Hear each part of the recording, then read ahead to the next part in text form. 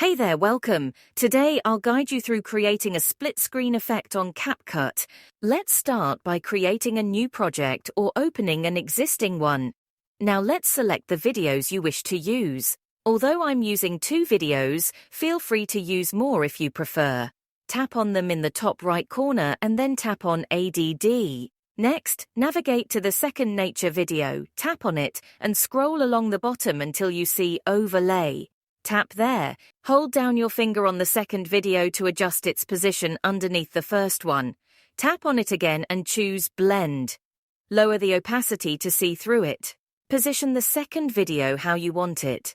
Once you've made the adjustments, select the bottom video and increase its opacity again. Scroll along until you see Mask and tap on Horizontal.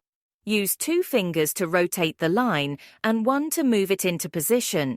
Perfect. Play it back to ensure it looks just right. Press the tick to apply your changes. You can always make further edits or save your project. If you found this helpful, don't forget to subscribe and hit like. Happy editing with your nature videos.